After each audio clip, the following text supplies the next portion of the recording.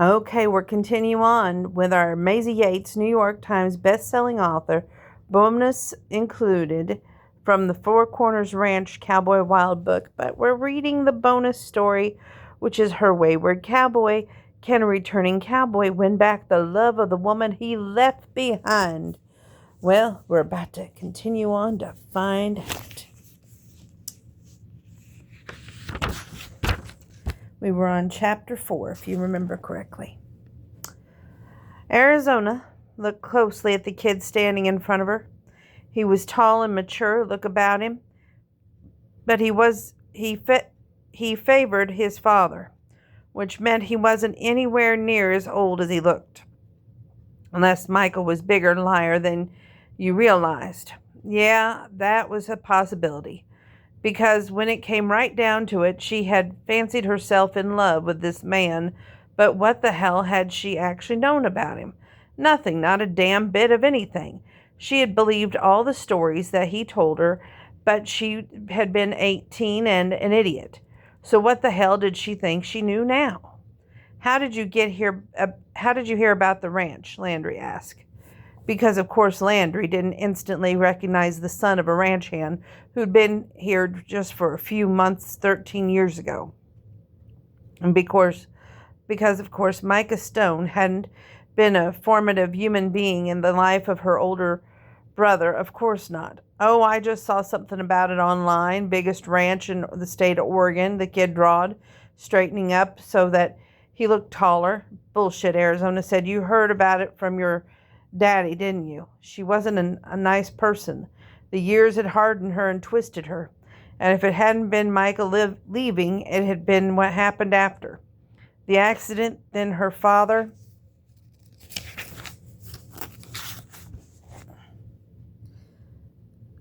unwavering lack of sympathy, his demand that she get up, pull herself up by her bootstraps, heal miraculously, or lose her spot at the ranch. She was tempted sometimes to go spit on his grave.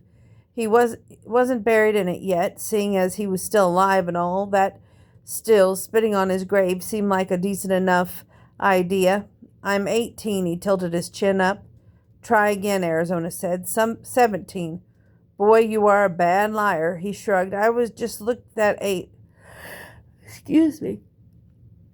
I used to look young for my age. That's what Benadryl does to you when you take it. She had a feeling that he wasn't any such thing. She had a feeling he looked older.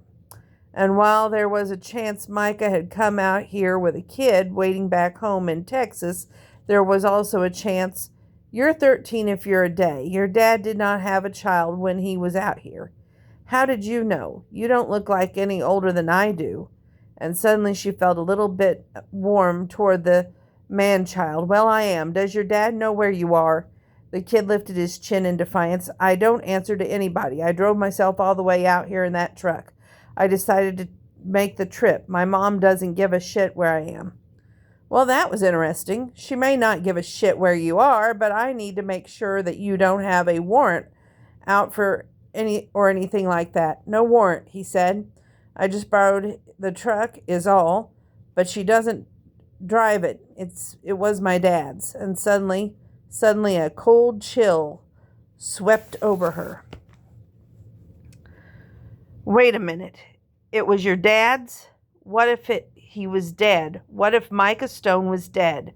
What if all the dark-fevered, angry wishing that she had done late at night had actually landed that man in his grave?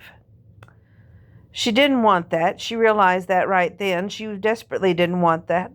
Yeah, he lives in the country and I live in the city with my mom. I usually spend summers with him. So he's not dead, Arizona said. No, my dad's not dead. But you're about to be. The masculine voice startled them both, and that was when she saw a tall, broad cowboy walk out from behind the truck. She didn't see another vehicle, and she had no idea where he'd come from. But she would know him anywhere, Micah Stone, because there could never be another man that looked like that. There could never be another man who reached down into her frozen, prickly heart of hers that made her feel There had never been. There never could be. The kid looked guilty, like a rabbit caught in a trap all at once. "Damn, Dad," he said. "What the hell are you doing here? I knew exactly where you gone, you little varmint. I talked to your mother." I'm surprised she even noticed I was gone. And she could see Micah steeled himself against that comment. It was so strange to see the years on his face, because in her mind he was forever the man that he'd been back then. The man who abandoned her, no matter how much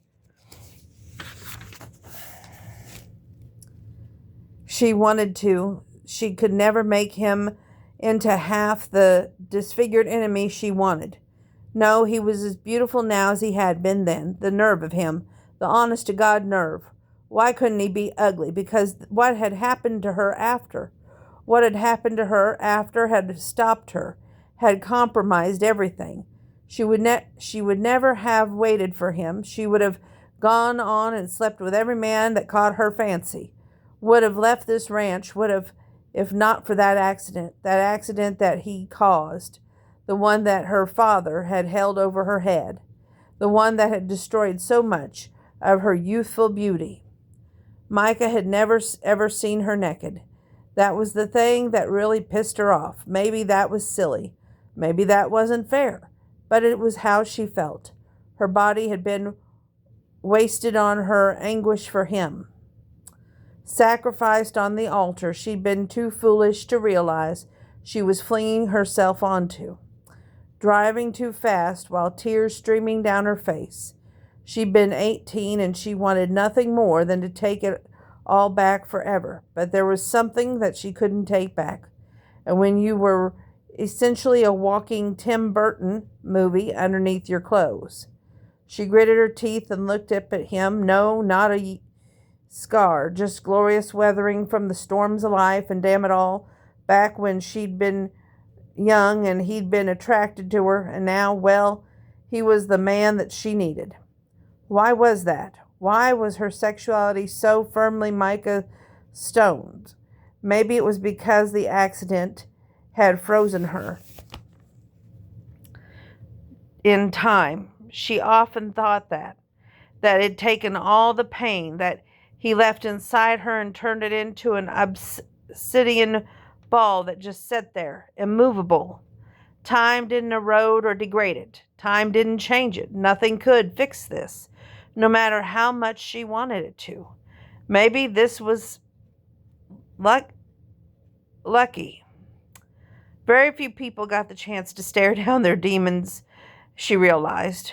Arizona had spent 13 years being a bitch to basically everyone or immediate proximity, using them as a surrogate for him. Now she could just be a bitch to him. Well, what the hell were you thinking? Micah asked his son. I wanted to get away from Texas. I'm sick of it. I'm sick of Mom. I wanted to find out what you said was out here. You can come work at my ranch, Micah said. You've never shown the slightest bit of interest in it. This is different. Place is different. You said that this was the prettiest place you ever seen, that it made your soul come alive. And Arizona turned her own self off. She didn't want to hear this, didn't want to listen to it, and the last thing she wanted to do was be standing in front of him, unprepared. That was the dream, right? To face down that one that got away while you're looking better than you ever had. But she couldn't do that because she didn't look better than she ever had. She supposed her saving grace was her face. Her face had been protected by the airbag, but the rest of her twisted metal had done things to her body that. You think you want to work here? Micah asked. Yes.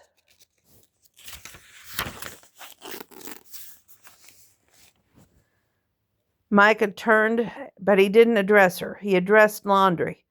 You got work for him. How many child labor laws would I be violating? Laundry asked. A few, Micah returned. You're not seriously going to let your kid stay in Oregon and live away from you? She thought him to be a pretty callous dick, but that would take the cake. Oh, hell no. I'll stay here, work alongside him, while I prove to him that this is harder than he thinks. And he's gone and made a romance out of something that's just sweat and tears. Well, that sounded familiar. You expect to train him just to let him go? Laundry asked. I'll train him, Micah said. I've worked here before. I run my own place now. No skin off my nose, Laundry said. And we can use a little extra help right now anyway. I'm only paying one of you, though. Works for me, Micah said. Let's see if you can last 30 days, kid, Micah said to his son. I can. What do I get if I win? You can stay out here forever if you want. Yeah, I'll do it. Get away from you and Mom. Have my own life. Sure, if you can hack it after 30 days, you're welcome to this life. Just like that, Arizona was staring down a 30-day prison sentence with no way to get out of it. Chapter 5. Laundry showed them to their quarters. There was a row of houses nestled in the trees at the edge of King's Crest. He remembered it well, because it was right... Oh, goodness, my phone.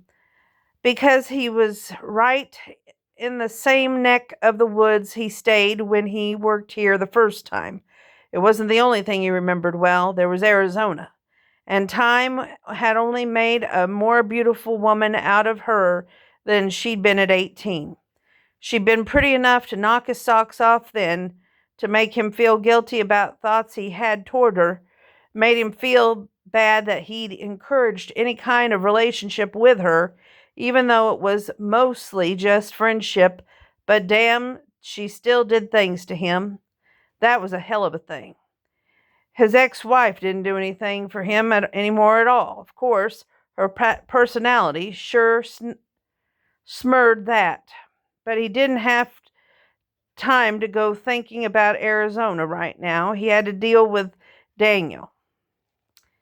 And we're going to stop right there, and I'll come back because this phone's acting up.